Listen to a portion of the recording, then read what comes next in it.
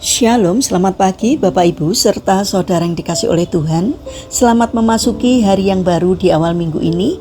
Kiranya saat ini kita semua dalam keadaan baik dan diberkati oleh Tuhan. Sebelum kita mendengarkan firman Tuhan dan renungan, marilah kita berdoa. Tuhan Allah Bapa yang Maha Kasih, kami sungguh bersyukur atas kebaikan dan kemurahan-Mu, karena Engkau Tuhan yang senantiasa memberkati dan memberikan perlindungan kepada kami dalam beristirahat sepanjang malam, sehingga pada pagi hari ini kami dalam keadaan baik. Itu semua kami alami karena anugerah-Mu, ya Tuhan. Terima kasih untuk setiap pertolongan Tuhan. Jika saat ini kami akan mendengarkan firman-Mu, kami memohon Roh Kudus-Mu yang memimpin kami agar kami bisa mengerti dan memahami apa yang Tuhan sampaikan kepada kami melalui firman-Mu. Mampukan kami untuk menjadi anak-anak-Mu yang mentaati firman-Mu. Terima kasih Tuhan. Di dalam nama Tuhan Yesus Kristus kami sambut berkat firman-Mu. Amin. Bapak Ibu serta saudara yang terkasih, bacaan firman Tuhan saat ini diambil dari TB2, Injil Matius pasal 7 ayat yang pertama. Demikianlah sabda Tuhan. Janganlah menghakimi, supaya kamu tidak dihakimi. Tema renungan saat ini adalah belajar tidak menghakimi. Bapak Ibu serta saudara yang terkasih, suatu hari di dalam kereta ada seorang anak gadis duduk di samping ibunya. Sepanjang perjalanan ia terus memandang keluar jendela dan dengan penuh antusias menyebutkan hal-hal yang ia lihat. "Ma, lihat pohon-pohon itu. Wah, sawahnya indah sekali. Sungainya bagus," serunya berulang-ulang dengan wajah berseri-seri. Di depan mata mereka duduk sepasang anak muda yang memperhatikan tingkah gadis itu dengan heran. Bagi mereka, sikap gadis tersebut tampak berlebihan dan kekanak-kanaan untuk anak seusianya. Karena tidak tahan, salah satu dari mereka akhirnya berkata kepada sang ibu dengan nada yang kesal, "Kenapa anak ibu lebay sekali? Pohon dan sungai saja dibilang indah, seperti belum pernah lihat saja." Mendengar perkataan itu, gadis tersebut terdiam. Sang ibu lalu menjawab dengan tenang, "Anak saya sudah lama tidak bisa melihat. Selama beberapa tahun ia mengalami kebutaan dan baru seminggu yang lalu ia menjalani operasi. Hari ini adalah pertama kalinya ia kembali melihat dunia dengan jelas." Bapak Ibu serta saudara yang terkasih, cerita ini mengingatkan kepada kita betapa mudahnya manusia menilai orang lain hanya dari apa yang terlihat di permukaan. Kita sering membuat kesimpulan tanpa mengetahui latar belakang, pergumulan, atau pengalaman hidup seseorang. Apa yang tampak aneh bagi kita bisa jadi adalah anugerah besar bagi orang lain. Dalam kehidupan sehari-hari kita sering bersikap serupa.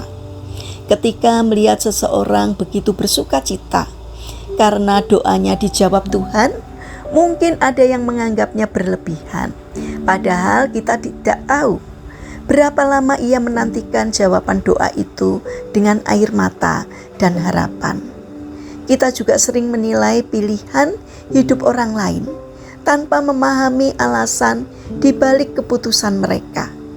Misalnya saja, ketika pendiri Mark Zuckerberg menikah, banyak orang memberikan komentar tentang pilihannya hanya berdasarkan penampilan luar, tanpa mengetahui hubungan dan nilai yang mereka hidupi bersama.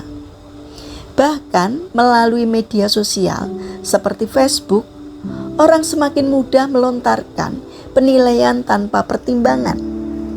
Firman Tuhan mengingatkan kepada kita untuk tidak menghakimi.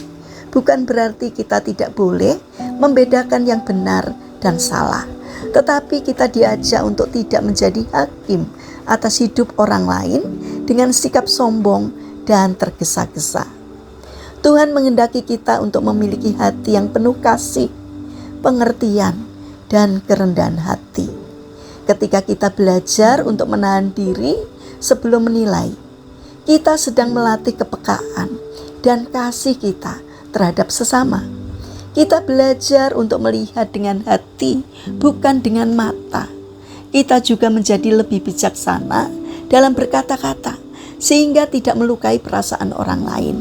Sikap seperti ini mencerminkan karakter Kristus yang penuh kasih dan pengampunan.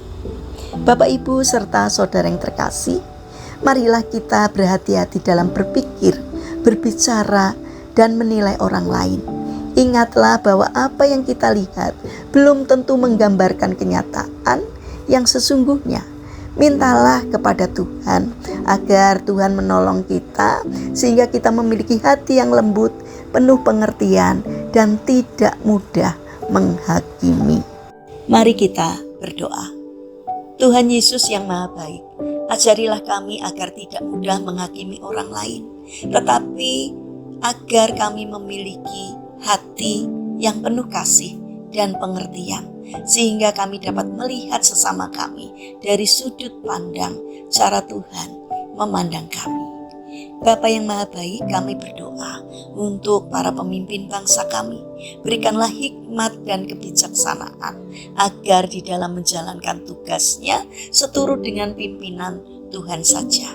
Tolonglah agar semakin banyak orang yang memiliki karakter baik di negara kami ini, agar bangsa kami semakin hidup makmur dan sejahtera karena berkat dari Tuhan.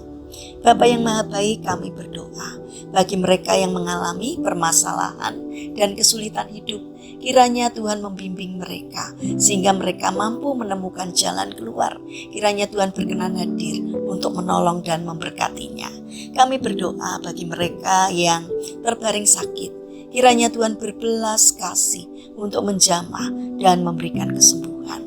Kami ingin menyerahkan aktivitas kami hari ini ke dalam tangan Tuhan. Sertai dan berkati apapun yang boleh kami kerjakan, sehingga dapat mendatangkan berkat dan sukacita, tidak hanya bagi diri kami, namun juga bagi sesama kami. Terima kasih Tuhan. Dalam nama Tuhan Yesus Kristus kami berdoa. Amin. Puji Tuhan, Bapak, Ibu, serta saudara yang terkasih. Kiranya firman Tuhan dan renungan hari ini dapat menjadi berkat bagi kita semua. Haleluya.